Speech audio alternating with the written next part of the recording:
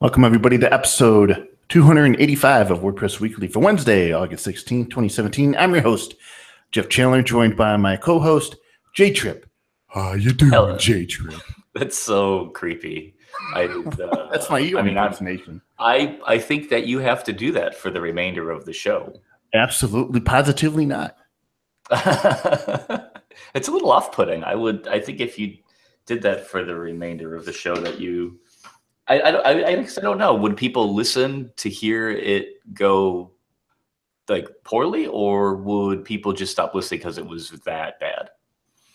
This is the voice that represents the state of the U.S., J-Trip. Oh gosh! Okay. So we've approached the moment in the show where you say something offensive and then I laugh uncomfortably. Yes, very quickly. Record timing. Yes. There they have it. Welcome, everybody. We don't have a guest lined up for today's show, so we're just going to talk about some of the headlines making news throughout the week, and who knows, we may talk about some more uncomfortable things because that's fun to do. Yeah. Making J-Trip uncomfortable is one of my favorite pastimes. But anyway, so I guess I'll start off by saying I've been dealing with some personal issues as of late. My parents are going through some issues. They're getting ready to move because my dad has a great job opportunity out in Utah, and there's some personal marital things, other things going on. It's kind of throwing me for a loop. And then just Twitter. I took a Twitter vacation a few months ago, and it was wonderful. It was glorious. But I use Twitter as a means of keeping tabs on what's going on in the WordPress space. I follow a number of WordPress personalities, people, companies. I used to treat it as a sort of real-time feed reader. But and John, maybe your feed is different, but based on the people you follow. But and from my perspective, before Donald Trump was elected president, or as the time was getting closer to the election, my Twitter feed was rather loud and boisterous and upset. And then since Donald Trump has been in office and so many other events that have taken place since then in the United States related to Donald Trump in the office and his staff and whatever else, my Twitter feed has become tweets and retweets of anger all day, all the time. I mean, borderline rage from people. Yeah. And Sarah and I were talking about this the other day, and I brought this up to a few other people in the WordPress community who we're sort of on the same page, where reading Twitter, you come from the interaction, but you leave with a migraine before you can potentially get the interaction. And I was thinking about this, social media has given so many people a voice that maybe didn't have one before. Mm-hmm. And I think that's a great thing. It could be used for so many beneficial purposes. But I think maybe it's just because of the people I follow, and they're all sort of on the same mindset here. My feed is just filled with voices of anger, and that voice has a volume level that just keeps getting ramped up, where that's all I see is tweets and retweets of anger around Trump and politics and whatever else. And there's a few tweets scattered here and there about WordPress stuff, but Twitter's becoming more and more of a place where I'm going to have to avoid it and potentially just use my feed reader, go back to RSS again, because it's peaceful there. I could control it there. I'm not inundated with all this rage that so many people have. And maybe my psyche and my mentality would just be better off for it. What have you seen in your feed? So I went through, I use Twitter quite a bit, and I definitely went through a phase where I used it for primarily for WordPress related things. And then over time, which has been, probably close to going on 8 or 9 years, maybe, it's so kind of slowly devolved into like less WordPress related things and more like personal chit chat with people that I like know in person, or friends, or WordPress people, or whatever else. And so for me, it's been hard because I like to try and get involved, but instead I feel like I've got caught up in the same loop that I think most of the people that I follow are caught up in, where like I see something come through and I think like, of course I support this person, so I will retweet it. Or of course this makes sense and I support that idea or the conversation, or I think that thread is neat. And so then I just start kind of like reading a lot but kind of aimlessly retweeting things that are not really calculated or not really part of like necessarily what I personally think or believe. I'm more or less just being supportive of other people's stuff. And so that has taken some exercise for me to stop doing over the course of the past few weeks. And there was a tweet from Dave Weiner, who, ironically enough, responsible for RSS and a lot of other things, had tweeted something that stuck with me that was kind of a reminder that Twitter is yours to choose who to follow and what kind of experience you want from it. And so Yeah. I made it a point to block the people that were over the top, to unfollow people that like I just wasn't interested in the things that they were talking about anymore. And if what I want to do is focus more on tech or focus more on mental health or focus more on positive things, then I have to curate that list myself. And it kind of feels like I'm secretly breaking up with people because they're people I've known for a really long time, but at the same time they're doing their thing and I support that, but I can't always have all of that it coming in all day all the time. And so yeah, I could just check Twitter less, or yeah, I could just use Twitter less, I could blog more. There's like all sorts of other solutions, but the first version of a solution for me was like, well, let's try liking fewer things, retweeting fewer things. And if I think that I like something, maybe I should try to engage in that person to tell them why I like it. And if it's not a person that I'm comfortable engaging with, then I should choose how I'm going to follow them going forward. And so maybe overthinking it and maybe like making this into a bigger issue in the world than it is. But I'm really trying hard to do good instead of just reading bad. And so it's like, I want to know what's going on. I want to stay informed. I want to be supportive. I want to do all those things. But at the same time, like, I kind of need to concentrate on the things it is that I'm trying to accomplish and hope that I'm able to pull that off as good as I can. And if somebody actually needs something from me, they'll let me know. I'm not just going to find it organically and suddenly solve some person's problem for them. So I don't know, man. It's been I have to really review my use of Twitter and how important it is for me. I thought it was important for me to do my job, but the more over time, it seems to be not as important as I thought it would be. I mean, I have a bunch of great DM direct messages, conversations there, but yeah, I mean, who am I to tell people how they should use Twitter for my personal enjoyment when there are things that I could use like mutes and blacks and filters and unfollowing people, but I'm lazy and and I would rather just go back to the Twitter the way it was before, but I know that's not going to happen. So now I got to really evaluate whether how integral Twitter is for me, and maybe I get back to just instead of tweeting, start writing a couple of sentences or tweets on my personal blog, which automatically sends a link to Twitter. And then if somebody has a response or a message, they could respond to that or maybe leave a comment on the site. But, I received a tweet today from somebody that says, you're as of late, Jeff, your Twitter feed, you're posting a lot. It's a lot less WordPressy these days and a lot more poetic. And I'm like, yeah, I'm posting pictures of animals, flowers, like today, I wrote a tweet that said, August always does a great job of reminding me with colors and there's subtle hints that falls right around the corner. And I've actually received a number of compliments saying that they enjoy my Twitter feed. They enjoy the fact that I'm not publishing all these political things that are around everywhere else. It was so that was kind of neat to hear. Yep. Back in the day when Matt used to post lots of pictures of food, I think that I accidentally followed suit. Matt was sort of a role model for me early on, and so I've gone through that phase too. Taking pictures of my dinner.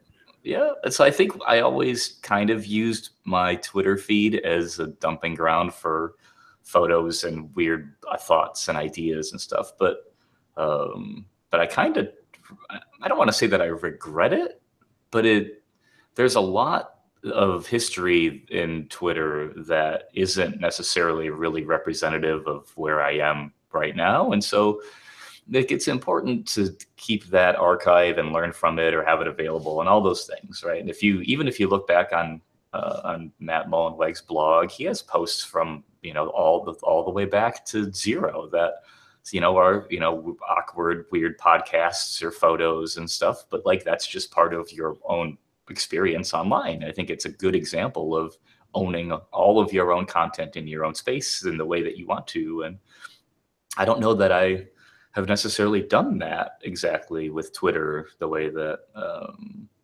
that I think that I want to going forward. So and Instagram too, or any of these places, it's kind of hard to feel like I'm doing the right thing by putting anything in these networks. Like it never felt great, but I think it feels worse for me now. And I think about future development for features in BuddyPress, and I really don't want to perpetuate all of the same feelings towards software that I am having with Instagram or Twitter or Facebook or anything else. Like if we're going to build new things into it, I really want it to be better or more impactful or nicer or have more value or different in a way that is like helpful to humanity and isn't just a dumping ground for drivel or whatever else. I don't know. It's part of the thing I think that makes WordPress and democratizing publishing important is you get the freedom to publish whatever you want and learn what your voice online is going to be. And hopefully we all take a step back and figure out if what we're actually posting online really is what we feel or represents what we have in our hearts anymore. And for me, I don't know that it has. So I agree. Taking a break or stepping back is a good thing. Have you taken a Twittercation?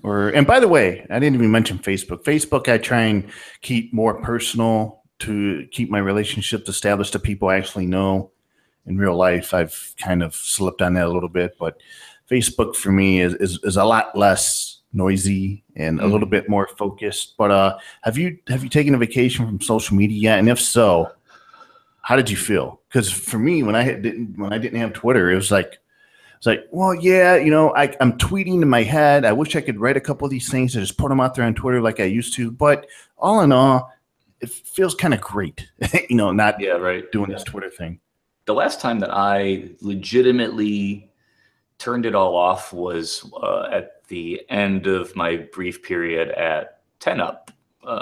Was just because it was exhausting and of kind of a whirlwind of activity. And so it was like, okay, let's really reevaluate what I think is important and where I want to focus my energy and all that kind of stuff. But I agree. I usually use Facebook for more personal type things, but it's hard. That has also kind of gone away because I'll get so many friend requests from other people in the WordPress community that I do consider friends, but we've only really met in person a handful of times and we're not really that close or have like an intimate kind of relationship. And so I will accept pretty much anybody's friend request on Facebook, but except mine. Did you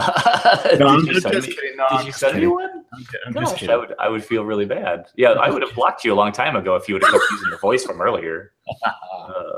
But yeah, I go back and forth too. Like I would like to post more pictures or more selfies or more stuff that I'm doing or actively involved in or whatever else. But I feel like it's a little braggadocious. I feel like like if it was important to the world, it would already be important, and that me talking about it doesn't do any good. I don't know. I'm kind of in a weird place with projects and stuff. So I could probably use one, or I'll tell you what I would like to do, and I may do this at some point. I would like to employ some sort of bot to like go back through my Twitter history and just unlike everything that I've ever liked, because I basically just used it to like let people know that I read their tweet. Like I just went through and liked like everything that was a notification to me. I would just like it because I didn't want to reply, but I didn't want to have people to think that I was ignoring them, which is like a terrible like use case for liking stuff on Twitter. So I just want to like erase everything I've ever liked on Twitter ever. That's really the only thing that is important to me. I don't know that time off would be that helpful, but maybe. I don't know. I'd like to blog more. I know that's like the typical thing that we talk about, but I'd like my natural instinct to be to just run to my blog and post stuff.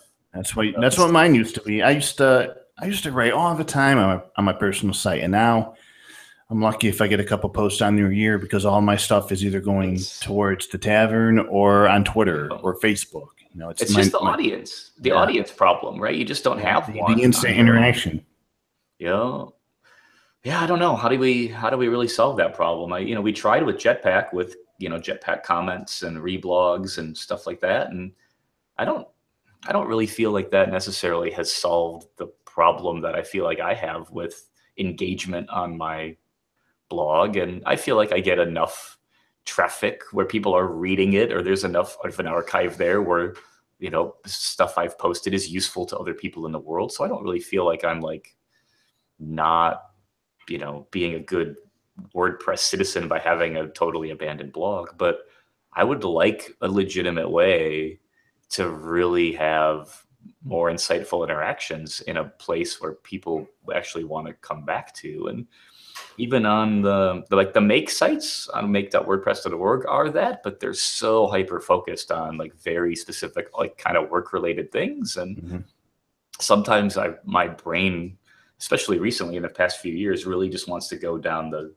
more philosophical, thought experiment type directions that, because I kind of feel like we're solving and resolving the same problems over and over and over again in WordPress and on the web. And so that isn't real attractive to me to keep solving the same problem. We've already solved a lot of those problems. And so they're not as, I'm not as infatuated with a lot of what's going on as maybe I used to be, because it's a new generation of people solving the same problems with new approaches. But I'm old enough now to watch the next.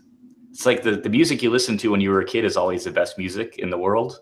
And the music that came before you was too old and weird, and the new music is like the crap that the kids listen to. Yes. Like WordPress is that way for me a little bit, where I really like the era when WordPress was much simpler and the WP admin was more uniform across navigational areas. And once we started changing that with the newer updated fancy media gallery, and then menus was different, and then themes got cards, and once everything was this brand new shiny individual unique place in the admin area, it's just like it's all different, and it doesn't seem as easy to use anymore. And I don't want to, like, we solved these problems. We had user testing, we had all these things done back then to tell us what to do, and Jen did a great job with guiding the project back then. And now we're in a different place, and I don't really like where we're at, but I don't think that anyone really wants to listen to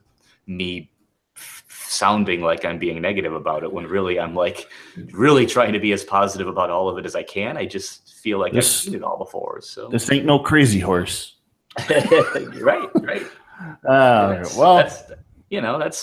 That's where I don't want to complain, and I don't want to, say I told you so, and I don't want to be the person who's constantly that way. But and so I think I try to shy away from it, because I also don't want to make somebody else's WordPress experience worse. If they're learning how to contribute and they're building new features and they're doing cool new things, who am I to try and come in with some weird opinion about what I think, when maybe I'm wrong? I could easily be wrong. So I try to sit back and watch it happen, and offer some direction and guidance whenever I feel like I can.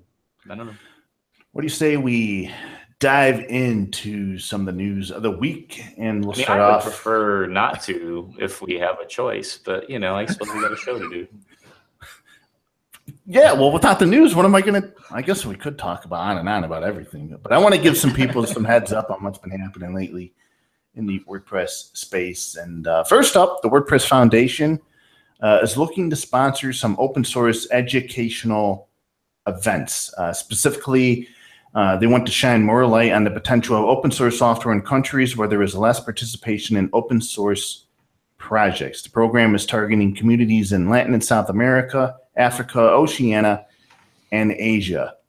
And it looks like they're trying to represent the success of the WordCamp Incubator program, which brought 3 new camps to Indonesia, Zimbabwe, and Colombia. Based on some of the events that took place there, some of those initiatives, Harare is hosting its second WordCamp in November, and the local meetup group has nearly doubled over the past year. So that right there is just a sampling of the kind of success that they've had with the incubator program, which is pretty cool.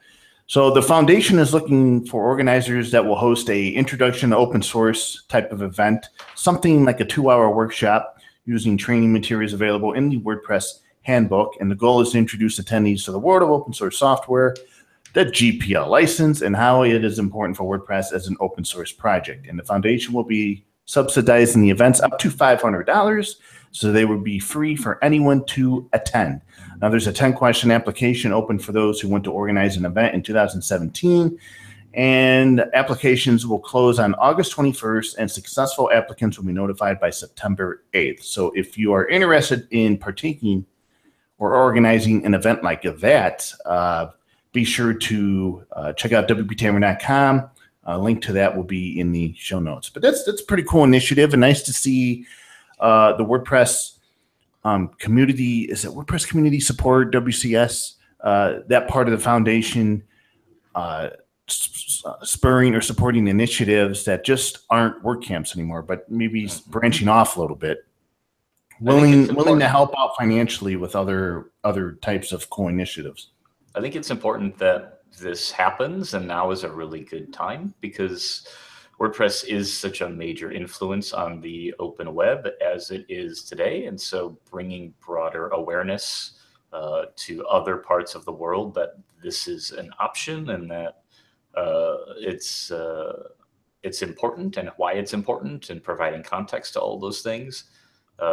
This is a pretty generous gift to anyone that's in an area that could use a little bit of help getting, some food or beverages, or securing a facility for a night to make an event like that happen. It's kind of a really cool gesture, I think.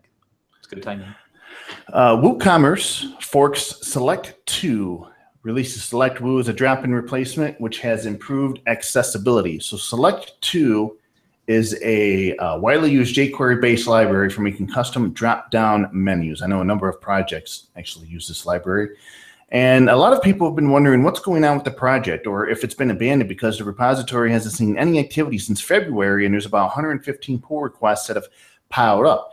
So WooCommerce, there's some long-standing accessibility issues with this library. So what WooCommerce did is they opted to fork it, and they've merged some of the pull requests that were submitted to the original project. Now, Select Woo, which is the name of the library, is backwards compatible and can be used the same way as Select 2 by simply replacing the select2.js file. It's been optimized for WordPress plugin development and can optionally be initialized with .select Woo in order to run alongside other versions of Select 2 that may be used by other plugins on the site. Now, it needs a bit more testing. Beta 1 is available. And the WooCommerce team has actually created a testing page with different example pages, so those using screen reading software can easily test for bugs. Now, when we talk about forking, which is a topic that I think Triple J knows a little something about, forking is usually the last resort scenario for extending popular open source libraries. I think of it as, well, I used to think of it before your presentation as the nuclear option.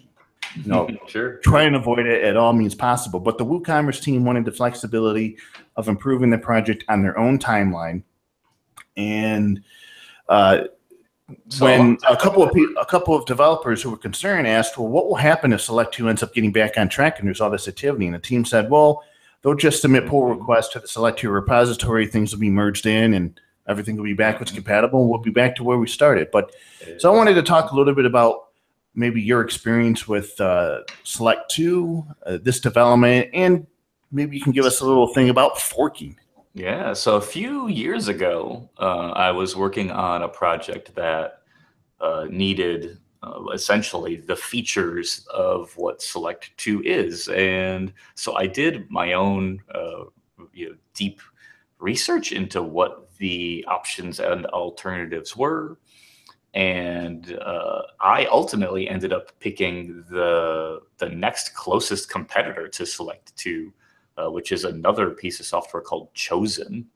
And so Chosen, very similar to Select 2. They are kind of feature for feature, but different ways of thinking about things, different approaches. And so I made a plugin that replaces all of the drop-down select boxes in WP admin with a Chosen select box and styles it so that it kind of looks the way that WordPress is supposed to look. And at this point, I'm sure it has dozens of installations or whatever, because I don't really talk about it very much. But it was kind of around that point when I picked Chosen that everyone started really talking about and picking Select 2. So it's like, in a Vue versus React kind of world, I felt like I had picked the wrong thing because all this other momentum went into Select 2 after I had doubled down on Chosen. And then the problem is that WooCommerce or Easy Digital Downloads and a bunch of other plugins all package their own version of Select 2. And some of them even package their own version of Chosen. I think even the event calendar plugin, a few of them packaged their own. And back in the day, right, when there was enough momentum behind some project like this or some library, it would end up just someone would lobby for it to be pulled into WordPress core. And then something like Select 2 would just come packaged with it so everyone could use the same library. Whereas today, if you have WooCommerce installed plus an event calendar installed, and they both come with their own Select 2 packaged with them, and they both pull them in and enqueue them, and they both have their own version of styling that gets attached to them, then you usually end up with it just being broken. Like usually neither one works. And then, or one overrides the other in a way that the other one didn't anticipate. And so I think it's really, the way that I will say this is that it is great that the WooCommerce team is forking Select 2 to keep the project alive and see ongoing development through. But I really am still just not a fan of plugins like WooCommerce packaging Select 2 with it, because it's going to have problems with other plugins, and it's a maintenance burden and overhead for everybody. And then it's going to cause users to have problems when they activate two of those plugins, and then the whole part of WP admin features just stop working.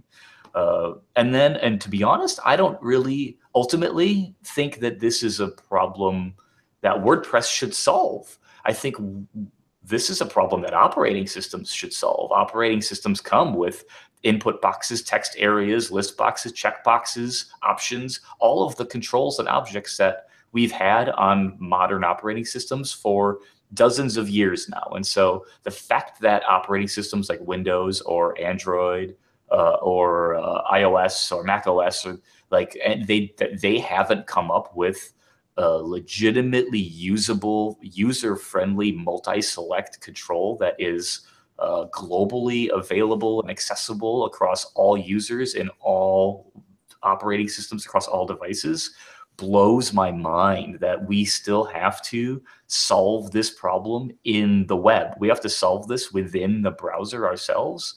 It doesn't make any sense. Like it's such an old paradigm. Like tabs, like we still have to draw our own tab menus on the web.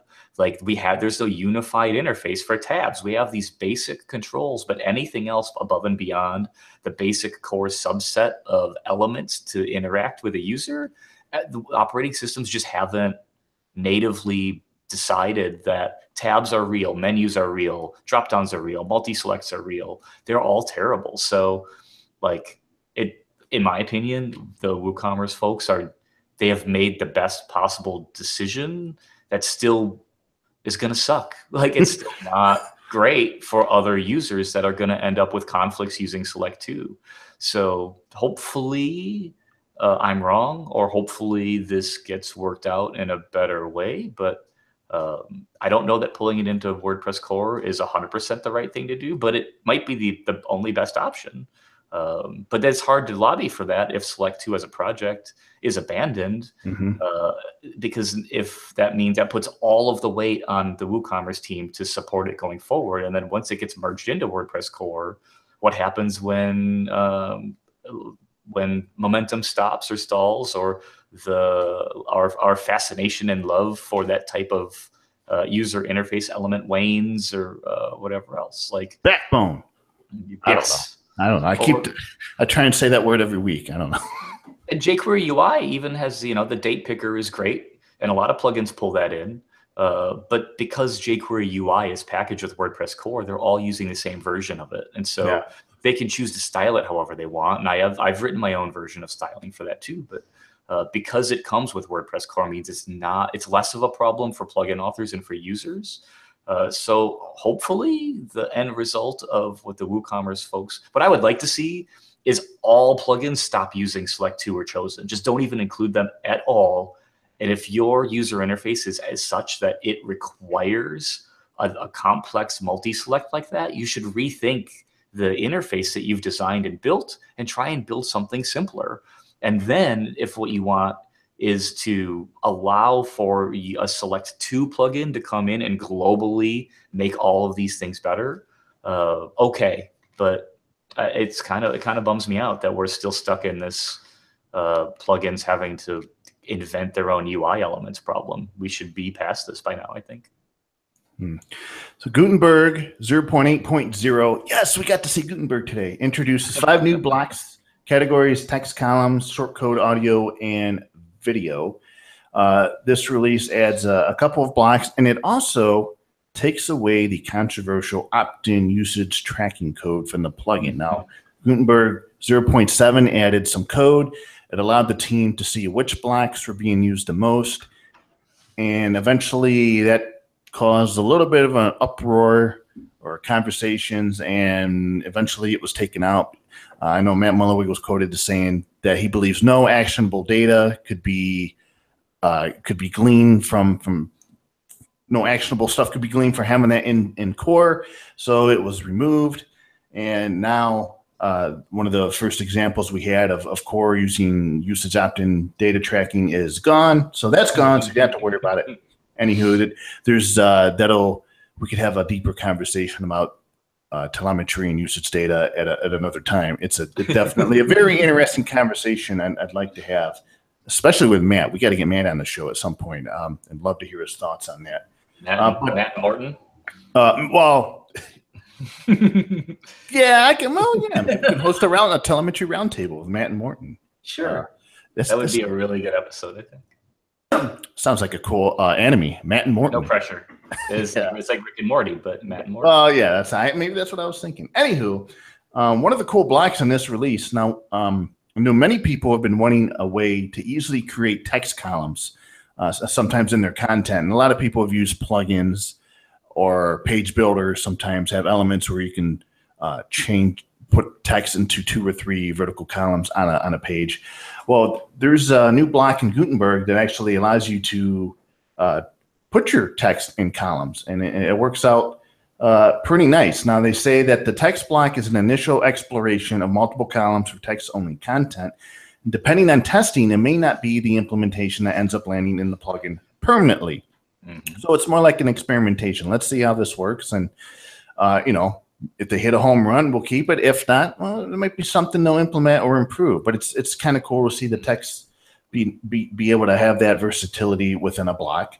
Now, there's also a video block. There's a couple of other blocks, shortcode blocks everywhere. But definitely check out the Gutenberg 8.0 if you haven't already. 0.8.0, I should say.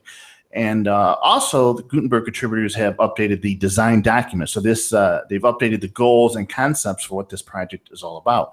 And I'll just read a brief quote from it, where it says, ultimately, the vision for Gutenberg is to make it much easier to author rich content through ensuring good defaults, wrapping and bundling, advanced layout options, blocks, and making the most important actions immediately available. Authoring content with WordPress should be accessible to anyone. And that's really one of the fundamental goals of Gutenberg in and of itself.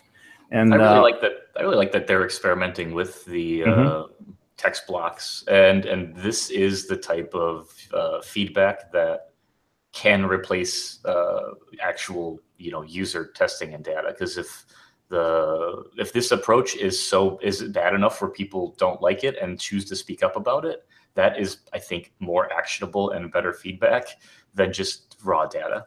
So I hope that from now until 5.0 or what have you, that there's more of that. There's more experimentation. Now's the time to do it, and now is when you're going to get a ton of feedback. And one of the interesting parts about Gutenberg is the idea of post formats, and perhaps turning post formats into a block, or removing post formats from core, and then each post format becomes a block. Well, Johan Asmussen commented on the article. He's one of the lead developers on the Gutenberg project, and he says that post formats are not going away, and if they ever will be, it'll be somewhere down the road, done as a separate task by a separate team, probably like the link menu. He says that post formats are key to the genesis of blocks as a concept. Back in WordPress 3.6 days, which is around when post formats were added to core, post formats were a first-class citizen that were being worked on, but really didn't turn out the way. But actually, it was more like the visual interface. I think a release they were working on the post formats UI. It wasn't polished enough at the time to add to core, and then it never really quite made it to core. At the end of it. So blocks could be the user interface that replaces or enhances post formats. So the post format technology itself, how it works, can stay in core, and then the block will just be the UI for it. Which maybe that'll work. Maybe that'll regenerate some interest in how post formats work and are displayed on a site. And I'm kind of curious to see how that turns out. The problem with post formats back then was it wasn't that it was a bad idea, and it wasn't even that the UI wasn't right, because Alex King had a really cool setup for how post formats could work, and very deeply integrated into the posting experience and interface. But I think the problem and what the leadership team probably learned from post formats was how important it is to just have confidence in the direction that you're going. Because I think what post formats lacked was deep commitment and confidence to the feature and the direction that it should go. And so because there wasn't a lot of confidence in where it should be, nobody committed to it. And then it sat. And so with something like Gutenberg, where there is a deep commitment to making this happen, you can see just how much activity there is that's happening around the new editor, because everyone, and I mean, Matt included, but everyone has said this is a thing that now is the time to improve this thing, and let's put all of our attention towards it. Where with post formats, everyone was like, yeah, Tumblr's doing it, and yeah, we can see why this might be important, but there's no real clear path from posts formats to themes, and we can imagine what a block would look like, and what if my post has multiple of these formats, but formats are really only picking one at a time. And so there were just lots of just weirdness around it. And so the reason it didn't work out is because no one really committed to how it really should work in the first place. So I think that lesson was learned, and we've shown that ever since. And now thinking about content in a block structure, where you have these different blocks that make up an entire post, to me, post formats fits into that wonderfully. Except, back in the day, post formats, you could assign one to a post. With the Gutenberg editor, you can have multiple post formats, which I still don't know if that makes sense, or even the idea of why would you select a post format for a quote block if it's just if you could just have a quote block. You know, because it used to be quotes for post formats. My biggest issue with post formats is that when you use one, you assign one, and you did a preview of the post, you would see what the post looks like in the single page view, which was not the view you would see on the front of the website that had styling attached to it related to the post format. So you could never get a true picture of what that content would actually look like. And therefore, I never used them. Yep. And my problem with them was that because themes would add support for them, that if you switched to a theme that didn't support post formats, say that 3 times fast, that you would lose the UI, and there would be no interface to select or change the post formats that you had set previously, because add theme support would show or hide the UI. So you would switch to a theme that didn't support post formats, and then you had no way to change the data in the database through WordPress. We kind of ended up with this weird API that was like, why would we remove you've already saved all this data in there, and now you're not going to let me go back and edit any of it because my theme doesn't support it? It was weird. So like there were a lot of things that were weird with post formats, but I think it was a good learning experience for everybody. And I don't know that we've necessarily made similar or the same mistakes since then. Mm-hmm. WordPress.com's business plan. We've mentioned this in a couple of episodes back, but WordPress.com has allowed business plan subscribers a way to tap into WordPress.org's third-party ecosystem. Now, earlier this year, WordPress.com launched an experiment giving business plan subscribers the ability to install third-party plugins and themes. Automatic recently concluded the experiment and has officially made it part of the subscription plan, which is about $25 a month. With Mark Armstrong, Automatic representative, said that with support for plugins and third-party themes, WordPress.com business users will be able to connect their sites to great email and social media tools, e-commerce solutions, publishing and subscription services, along with more. Now, this is I wrote about this on the Tavern. You and I talked about this. You brought up a great point about the support aspect of all this. Maybe they have figured that out. And there's a couple of things that are interesting about this announcement. We'll get into them here. First, I discovered that on WordPress.com there are 2 user interfaces. One that is built, Calypso-like, and the other is actually WP Admin. Now you can only right now, you can only add a third-party plugin, upload a plugin if you go through the WP admin interface. The ability to do that in Calypso does not exist. However, the team is aware of it, and they're going to be streamlining both interfaces in the near future so that they both have the same functionality. Now, something I thought other people got on me about this, that it's no big deal. This is business. This is so what, brouhaha. But I thought it was a detail that needed to be mentioned. And that is that with this ability, customers can upload non-100% GPL license code to WordPress.com. And I thought it was, I made the point to where Matt has been a very strong advocate of the GPL to the point where he will recognize and support things across the WordPress.org ecosystem that are 100% GPL. So that means assets, images, PHP code, all that jazz, really more like for themes, plugins mostly is PHP code. But with all the, and there's been incident, well, I don't want to call it an incident, but there have been examples in the past where Matt has used his influence to provoke people outside of the WordPress.org domain, marketplaces such as Envato, to provide a 100% GPL license option to its authors. Authors who choose not to sell their items with 100% GPL license are excluded from being able to sponsor or speak at WordCamps. So I just thought it was odd that on a platform Matt Mullenweg fully controls, that he would allow the option for customers to upload code that may not be 100% GPL. Now, when you upload code to WordPress.com, no distribution occurs. So it's not like people will be willy-nilly be able to download the code. And I realize that maybe this is a weird, I don't know, straw man argument or something. I don't know, I just find it odd that the ability to upload non-GPL code, for instance, running thesis theme on WordPress.com is a reality. It's a thing. You can do that now if you wanted to. And I don't know. I'm scratching my head over that. So I think this is a really interesting time, and to me, I don't scratch my head at this one. To me, this is pretty obvious. They're just, I mean, I realize that it's business. They're just doing what you can already do at all the other managed hosting providers. But for me, I just felt the difference was, well, this is a platform Matt controls.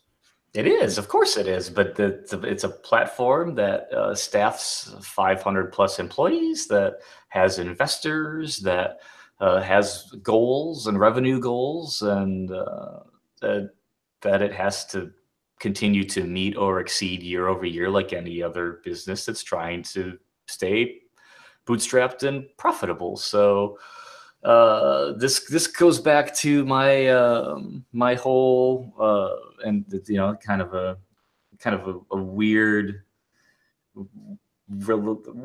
way to think about it, but in the WordPress community, Matt plays the very complex. He plays both sides. He's the spiritual leader of the open source project, and so he has the responsibility on his shoulders to communicate what he thinks that vision should be, in order to stay the course on the free and open side of it. And so what he says in that role is going to mean something very different than what he thinks is right or what he thinks is best for the sustainability and long-term profitability of the company that he has started and that he is ultimately responsible for keeping profitable and keeping employees happy and keeping users happy and everything going forward. And so it is a very Pope-like position, where it's not a thing that exists in the world in many other capacities. And so it's not always easy to see the difference or why there's a difference, or to believe that someone could compartmentalize those two in a strict and easy sort of way, because it can be a complicated relationship. But I don't see. I guess that's why I'm weird. That's why, I don't see it as a problem, because I haven't seen it be that. I haven't seen that type of a problem occur yet. I think it makes total sense that a company like Automatic would want to allow whatever types of plugins and code to work there. And I think, well, if they don't allow that option, then that takes away a huge value add on to even choosing it in the first place. Because what if I can't do it here? I could do it anywhere else. The point that Chris Lemma had said from Liquid Web about how rare it is to see this type of a kind of top down or sort of backward. I can actually read the quote. He says, quote, while not impossible, we rarely see manufacturers get into the same business as their distributors or retail partners. That's because it can create a lot of unwanted, unplanned for, unintended secondary consequences. But to inexpensive hosts, this is one of those head turners, because they were assured for so long that this wasn't the game Automatic was getting into, end quote. Yeah. And I think that's true. It's you don't usually see companies like you don't see like a Harley Davidson suddenly start going after mopeds or other. They just don't go off brand like that. And so not that, if Automatic's brand is just WordPress hosting, then it doesn't matter if it's multi-site or single site or whatever. But I can see I think it's pretty clearly why other web hosts that are really there, that have been trying to double down real hard on their own self-hosted silos of safe and secure and performant WordPress hosting, are probably scratching their heads at it. I think it's the smarter web hosts are the ones that have really had the time to learn and separate themselves and carve a niche out for themselves. Where you've got um, companies like Pantheon that have a lot of experience with Drupal stuff already to kind of anticipate which way the pendulum is going to swing for WordPress sites, and then folks like Pagely that have been at and doing WordPress hosting and leveling themselves up for close to 10 years now. They've gotten to a point where they've already been kind of competing with the VIP style WordPress hosting, whereas the um, if I were a smaller web host or a company starting to get into WordPress hosting right now, it's pretty it's pretty turbulent times to because you've got like the the elephant that has always told you it would never be in the room enters the room. Like, oh, hello. Like So let's also, and in that vein, let's also bring up another subject, and that a lot of people have been discussing is even more brand confusion. What are the and this kind of will lead into my pick later on in the show. But for years we've been trying to explain to people with web pages, sessions, sessions at meetups, presentations. What are the differences between WordPress.com and WordPress.org? And over the years, the differences have been going away and the similarities have been increasing. And now that you can, on the business plan, install third-party themes and plugins like you can if you were at any other web host, somebody brought up the point where, for somebody who may be new or getting into WordPress, and they see that, this is the Automatic or WordPress.com is WordPress, how will this impact brand confusion? Is it just going to increase? Is WordPress.com just going to be what so many people end up, even though it already happens, but just assuming, well, this is WordPress. This is the company that makes WordPress. I have a hunch that, so I've been saying for a really long time, and going back to probably before I even was at Automatic and just side conversations about stuff, that with WordPress.com and with Automatic choosing to do this, it still solidifies for me. It is more evidence to support my uninformed, no little bird told me theory that that it's good for .org and .com to feel the same than the damage that it comes for users if they are polarized and different. When Calypso is all people see on WordPress.com, and then when WordPress.org is a completely different thing, that is the worst problem that we could possibly have. If any user could sign up for WordPress.com and get a WordPress.com site that was exactly the same as what they would spin up from a self-hosted site on WordPress.org, and if WordPress.com, in theory, weren't the big, huge multi-site installation that it was, but instead it just happened to be the easiest way to just run your own WordPress site for free, and it happened to have a bunch of paid add-ons or whatever else that it had, that to me seems like a goal worth working towards. And let's imagine, like I kind of talked about with the support burden of plugins and other things that get you could upload to a WordPress.com business site today.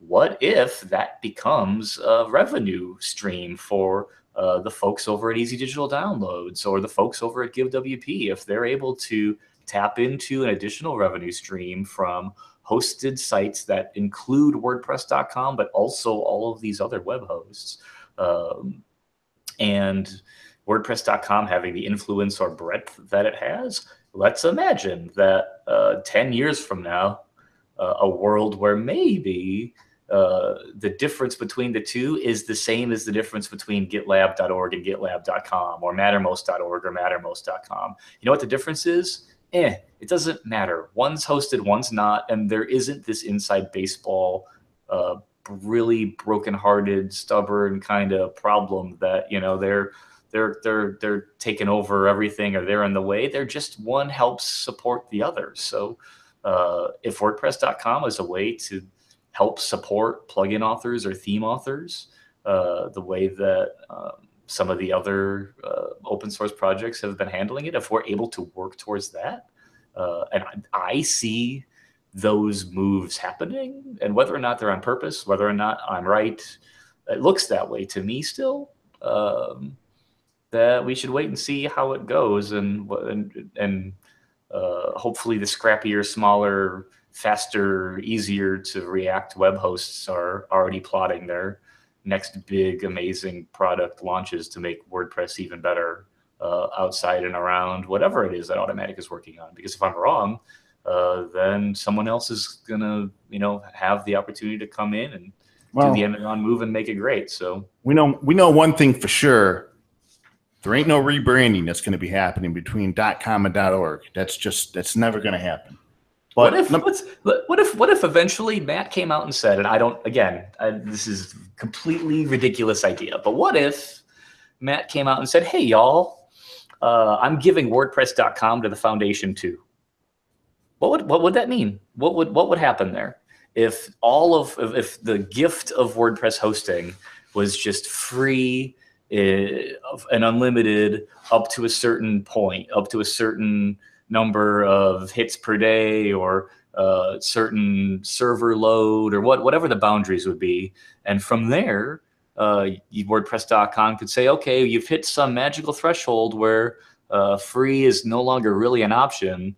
Why don't you look at exploring some other option like Liquid Web or Flywheel or .com business plan? Sure, whatever, right? Like if it just happened to be the way to get people into WordPress and get free and easy hosting right off the bat, and then was a sales funnel or an upsell channel for getting all the other cool, or hey, you want to run an online shopping cart and you have these specific needs, well, this web host is really good at that, or you want to run BuddyPress, and so BuddyPress needs all these specific things, and the folks over at WeFuster are really awesome, and they're happy to help you, and da-da-da-da-da. Like, if that ends up being what could happen, why would that be a bad thing, right? If, I don't know, it could be a lot different later than it is today.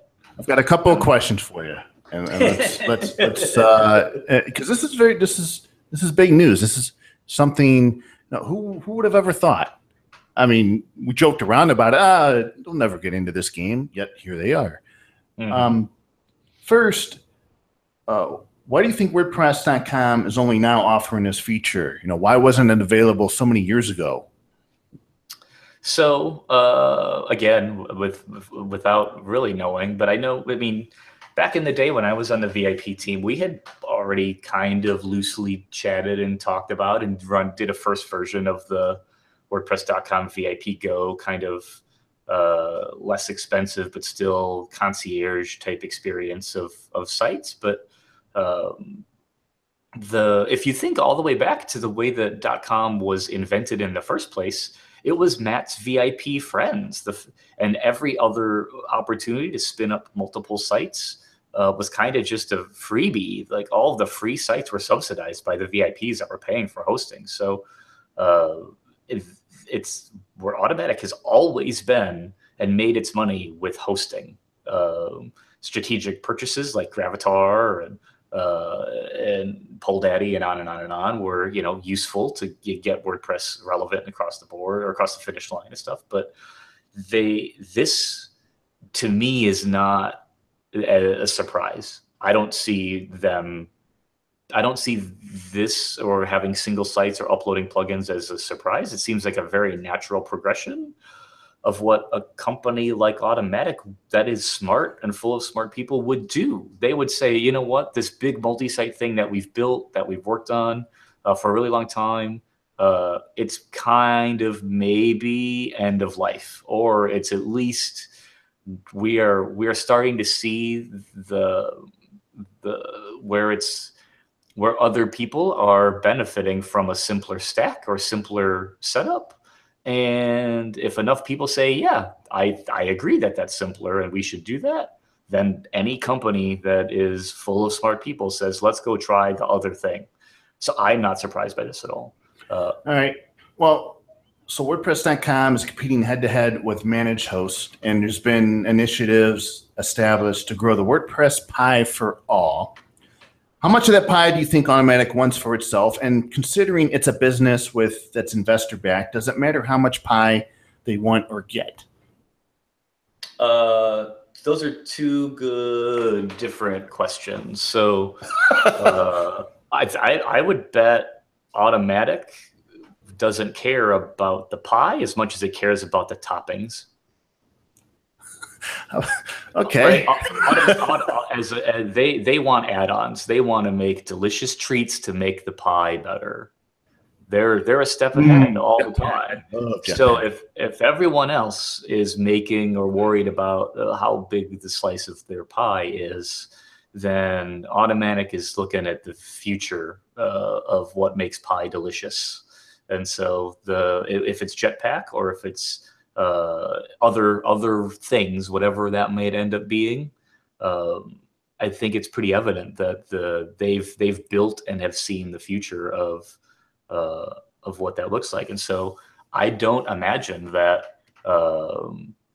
that hosts are really going to be deeply as truly impacted by Automatic coming into the hosting space as maybe they will be accidentally eclipsed by not having a suite of add-ons the way that Automatic and Jetpack already has, by not having backups or video or anti-spam or brute force login or caching or these other things.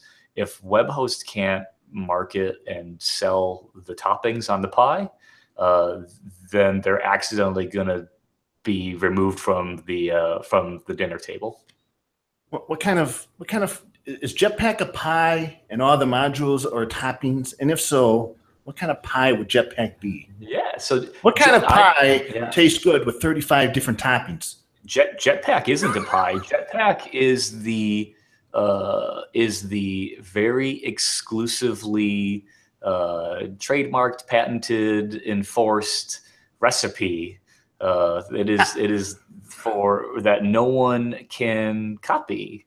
And if someone does try to copy it, they're going to have to do it in a way that is like, at a Coke versus Pepsi kind of level, because Automatic and Jetpack has such an enormous head start for video and for Gravatar and every other piece of the things that make WordPress great. So everyone else just has so much catch up to do that Jetpack's not its own pie. It's the secret sauce recipe for Automatic. And one of the other things I wanted to bring up too is from the user or customer's perspective. Let's say, and this is one of the unique advantages that WordPress.com has, where you sign up, you hear about WordPress, it's free, you go to WordPress.com, you sign up, you choose the site, and you get used to WordPress, you learn how it works. But let's say the time comes where you want to attach an e-commerce store, or you want to install different plugins, you want to open up the possibilities with themes, and you navigate to the business plan. Or maybe at some point in the future, this translates into other plans. They add this feature to other plans, which I could see happening at some point down the road. From a customer's perspective, it's like magical. You don't have to do any DNS changes. You don't have to upload, download, SQL, migrate. It's as simple as migrating or purchasing the upgrade. They migrate your plan over, they do something magical, and boom, you're right there. You don't have to worry about anything, all while staying in the same place. You just pay Automatic more money or WordPress.com money, and there you go. I mean, that is what a piece of convenience for customers to have that. To get started on WordPress.com, which you can, and I think that's one of the unique advantages they have. And then at some point later, if you grow and you want flexibility, if you want what everybody else takes advantage of with using the WordPress.org open source project with the ecosystem of plugins and themes, you could do so right there in place, and I have to worry about all the other hassles that come with setting up your site on a web host. I'm going to accidentally minimize the complexities of that problem, because there are people in the world right now that are using software to drive automobiles on the highway like there are teams of people that are writing insane software on custom hardware to pilot an automobile 65 miles an hour down a freeway and stop for pedestrians and animals. And if that is sophisticated software, moving some MySQL database tables from one server to another server pales in comparison to the amount of complexity that other people are working on in the world. And so this accidentally minimizes all of the work and things that the complexities that go into this. And I don't Gee, it was so hard for me 7 years ago. But thanks a lot, John. Once this is built in a way that voice is so weird. Gosh, I wish you would do that. Once this is actually built and done, hopefully it won't really have to be revisited and built again. Guided transfer through Jetpack or moving your WordPress site from one host to another. There are other really cool tools that are out in the world, which kind of goes back to our Twitter conversation from earlier, because I think it's harder for some of the neat tools to bubble up into our space unless someone taps me on the shoulder and says, "Hey, John, this thing is really cool. You should check it out." I just don't see a lot of the stuff that people are working on, but there are neat ways that have nothing to do with Automatic or Jetpack to migrate a WordPress site from one host to another, or they have tools baked into when you upgrade from non-SSL to and getting a free SSL cert from Let's Encrypt or something else, that it'll go through your WordPress, all of your WordPress database tables, including serialized values, and change all of the URLs from HTTP to HTTPS. Like, these are things that are not really hard, like technically they're not really difficult problems, but automating them and then automating it in a way that you as a web host are 100% confident in are what make the self-driving car part of this really, really hard. So the ability to move and migrate and change and your web hosts and make decisions about your WordPress website. This is no different than you would switching a domain from one registrar to another, is a really, really vitally important next step for WordPress hosting and for communities to be able to say, you can truly take your website anywhere. And your web host will be kind of ubiquitous the same way that your cell phone carrier is. Nobody really I really love AT&T, they're amazing. Like, nobody says that. The only time you're really upset about your cell phone carrier is when doesn't work, right? Don't have LTE. Right. And so eventually, I think the best case scenario for most web hosts is that no one will really think about them until they have a problem. They will just have money coming in and they will be doing their jobs. And that's kind of it. So I don't know. I guess we'll see how long it takes us to get to that point. But even just like last episode, like interoperability and getting web hosts to port websites from one host to another and having everyone agree on what those protocols and what those standards are is going to be the next hurdle with that. But if you've ever installed a thermostat, if you've ever got a Nest, there's the same 7 wires in every house in pretty much all across the country, unless you've got someone who was creative on accident or you've got some older setup or something else. But for the most part, these were standards that like smart engineers agreed on a really long time ago. And so it is okay to agree on a standard if it helps everyone get something done. And so while everyone is busy building the secret sauce to try and move and get sites around from one place to another, hopefully someone is thinking about what that interoperability standard looks like to get and play friendly with friendly competitors in the space.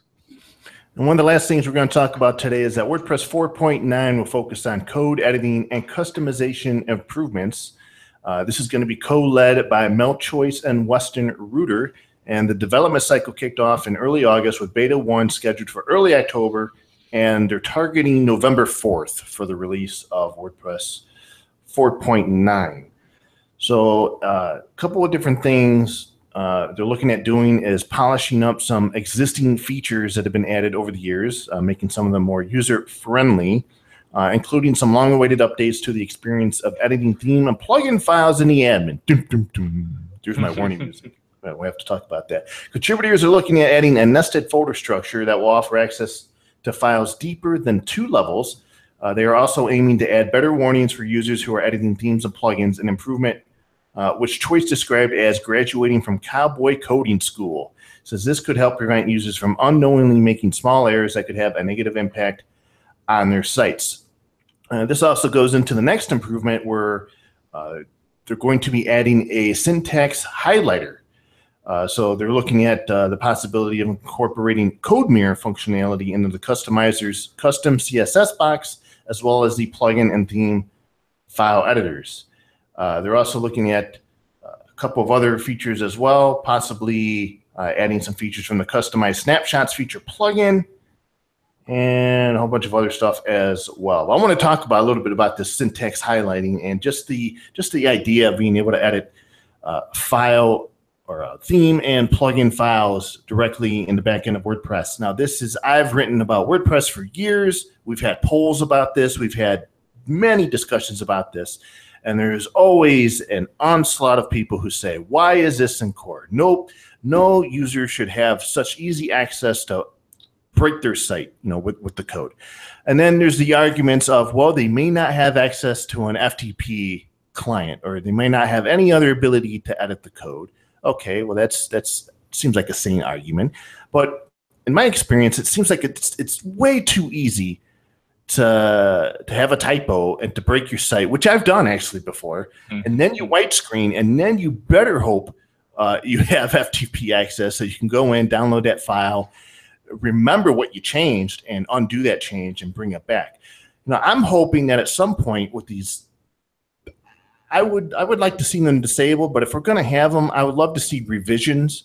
I would love to see a way for these files to be edited safely without the concern, or less of a concern, of white screening your site. And the syntax highlighting stuff, that's all pretty nice. I mean, the edit CSS module in Jetpack uses code mirror, and it's pretty cool. Yeah, I think if we can make editing files as safe as possible, I think that would be one of my first priorities in terms of those editors in core. What do you think? I go back and forth. I personally think that I've learned a lot about everything by breaking it anyways. And so I think as we're pretty lucky as humans that when we break something, or when we are learning how to do something, that the moment we realize that we have made it worse, that the endorphins kick in and your brain starts working differently, and you work to try and get out of that situation and problem quicker than if you were just lazily loafing around clicking on things. And so there is something to be said. And this isn't my way of saying that we should let everyone break all their sites all the time, but there is something that is very analog and raw to the learning experience of being able to log in and see the code and break it and give yourself that kick to learning quickly. And for most people, if your site is down for an hour, it doesn't matter, because your site is probably not critical. And if your site is critical, where you are losing actual revenue, then you don't go editing those files that way anyways. There are so many things in the world that you can do. You can go straight into the outlet in any room in your house and shove your hand in it and kill yourself. You won't, because you know that that's not what that's for. You know that that's not how that works. And so there are may have stuck some things in an electrical outlet. Okay, I'll end it there, but we're exposed to a lot of potential ways where breakage can occur, and most of the time that breakage doesn't occur. It's only when someone goes poking in a place and they're learning how something works, that they're going to cause some kind of damage. And so have I tried in my life replacing a power outlet without turning the power off? Of course I have, because I'm a moron, right? Like that's how you learn how to do those things the right way. At least that's how I learned how to do those things the right way. I mean, definitely learn from other people's mistakes and watch a lot of YouTube videos and everything else. But sure, that was a shocking discovery. Yeah, I mean, on the list of ways that I have screwed things up and made mistakes in my life, burning out transmissions and clutches, and what do you do? That's how you learn how to shift a car, right? That's how you learn how to heel toe shift. That's how you learn how to rev match a car. It's how you learn how to do your own. It's an age-old philosophy. How do you learn if you don't make mistakes? Yes, those are all learning opportunities. And coding editors on the web have come really far. Like, how many times has anyone gone to literally any one of the dozen great JavaScript editors online right now, or regular expression testers? Not me, though, because I have memorized every regular expression by heart because I'm a software developer. But they're all great. Like, online editing, visual editing tools have come so far that having a really decent one baked into WordPress sounds attractive. Yeah, well, we don't need a full-blown developer IDE environment in WordPress. That just wouldn't make any sense. At least to me, that'd be too much. But let's go in the Wayback Machine. Do you remember WordPress 2.8? Of course I do. It's one of my favorite WordPresses. Now, in WordPress 2.8, syntax highlighting was added to WordPress using the CodePress library. Do you remember that, sir? I do remember that. So, and that was pretty cool, because one of my favorite features of that syntax highlighter was that if you saw a function in the code, you can click on it, and you could there'd be a drop-down list, and you can click on that and see documentation for that function. And I wanted to say it linked you to the Codex article. I'm not exactly sure, but I thought that was a really cool way to learn these different functions. And right there, the documentation and the line numbers were nice, and the colors, those were all nice. However, CodePress was disabled in 2.8.1 due to browser compatibilities, and it never returned to WordPress. Now, hopefully, CodeMirror, they've learned, the team learns from their mistakes. In fact, there's a 7-year-long track ticket. It's been 7 years now since WordPress had syntax highlighting, and it's 7 years already.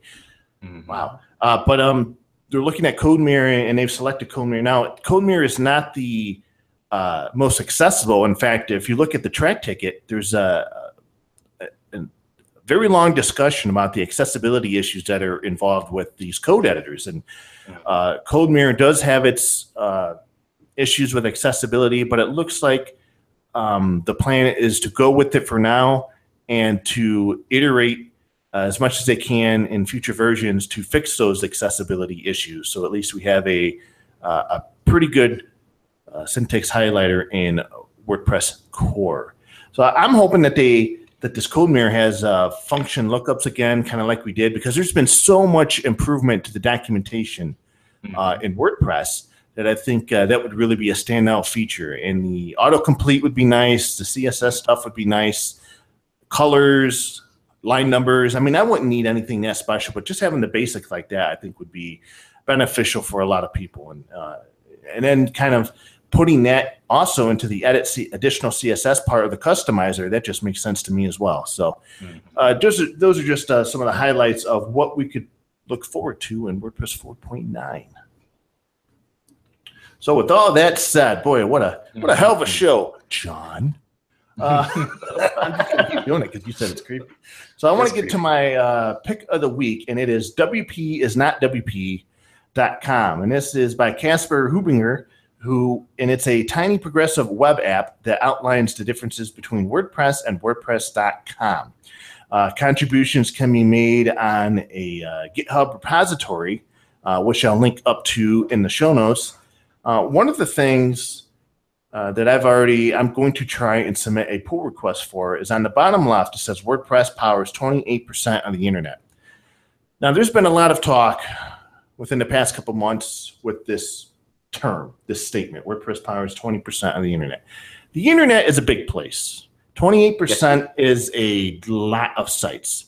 But if we go back to the figure that's often cited by W3 Techs, They say that it's from the top, I think it's million, the top million sites as tracked by Alexa. WordPress is used by 28% of them. Now that's a big difference, 20% on the internet versus 28% of 1 million sites tracked by Alexa. So I think there needs to be some a technicality added here, or at least a little bit of an explanation as to what that 28% means. So I might issue my first pull request and see how that goes. Just a little bit of a technical thing that a number of people have taken issue with. And even as I think about it more, it does seem rather strange to say WordPress powers 20% of the internet. Well, the top 20% of the top million sites is not the internet. It's true. And I think it's 100 million sites, but the page from it might be 100 million. It's probably a more accurate number. The W3 Tech's website, and I think it's really smart to talk about WordPress's market share because it's increasing, and once it starts going down, you watch how quickly we stop talking about it. But I think it's really smart to continue talking about it because the number is so it's so vast, like between WordPress and everybody else. The gap is just so huge. But you don't, no one else talks about their market share the way that we do. Like Apache and Nginx or whatever else don't talk about it this way. But on the W3 Tech's page, there's even a quote or a snippet, and I like this one. WordPress is used by 59.4% of all of the websites whose content management system we know. This is 28.5% of all websites. And so if there are different numbers that we could choose to talk about too, right? Like if we're really counting on the numbers from W3 Techs, we could be talking about the 59.4% number if we really wanted to, but it almost sounds absurd. The number is so huge, and the number of sites that they know about is kind of an unknown, so it maybe isn't even that important. But if we ever get to a point where WordPress powers 60% of all websites on the web, would anybody believe you? Like, would I be like, yeah, of course it is. Like, that's, I don't know. It just seems like I mean, I hope we get there, right? I hope it happens, but it just seems, it seems irrational to have that much of the web running on any one thing. Gosh, I don't know. And just for clarity, just for accuracy's sake, on the technologies overview page that talks about the methodology of W3 Techs, they say that they include only the top 10 million sites, top 1 million before June 2013, in the statistics in order to limit the impact of domain spammers. They use website popularity rankings provided by Alexa using a 3-month average ranking. They say that Alexa rankings are sometimes considered inaccurate for measuring website traffic, but we find that they serve our purpose of providing a representative sample of established sites very well. Now, they also go on to say there's a couple other caveats here, but because our definition of website differs a bit from Alexa's definition, the top 10 million websites are actually less than 10 million. However, this has no statistical significance. Now, the reports are updated daily, and they also have a disclaimer, but definitely see their quite kind of an insight into their methodology there. But those are the numbers. That's the market share that everybody refers to. I need to look and see. Someone had posted in Slack. Someone had posted in Slack BBPress's numbers from a forum tracker. Yeah, I brought that up. I saw that, and it was it built with? Yeah, it might have been. I was pretty surprised. I mean, because it's numbers that I had never thought to look at before, and so here's where I scrambled. But I was like, oh, that's a pretty impressive amount of sites considering forum software and other what I would consider to be kind of more popular projects like Discourse, where it was cool data to see. So I guess I should try and find that and pull it up and talk about it later. Yeah, I'm looking at the built with statistics for BBPress Let's see. Get a list of 450,149 websites using BBPress, which includes location information, what those people eat for dinner, hosting data. I'm just kidding. It doesn't say that stuff about dinner. But you can see the different market trends here. Top 100K, top 10K. So BBPress is used in quite a few sites within the top 1 million. And then, as you get down to the top 100K, there's some big BBPress forums out there, apparently. Yep. Yeah, it's pretty cool. So, you got some market share there. So, in the BBPress redesign, just slap on that percentage up there for some reason. Say, we power so much so-and-so's discussions on the internet. I think it's value. I think it helps. I think it's convincing. It's the good. It makes people feel confident with their choice when everyone else has kind of made similar decisions. Everyone goes for the cheeseburger, so you get the cheeseburger. Makes sense. I can has cheeseburger. I haven't visited that site in months, maybe even years. I don't know. Hey, sir, do you have a pick this week? I don't. I do. I don't have a plugin that I've picked, but I am picking a talk that is one of my favorite talks on WordPress.tv from my friend John Blackburn, who works at Human Made at WordCamp Europe this year. He gave a talk titled "A Deep Dive into Roles and Capabilities," and so myself, as one of the maintainers for the core roles and capabilities component, thought that he gave a really, really good talk on what exactly they are and how they work and what they do. And alongside of that, I've made it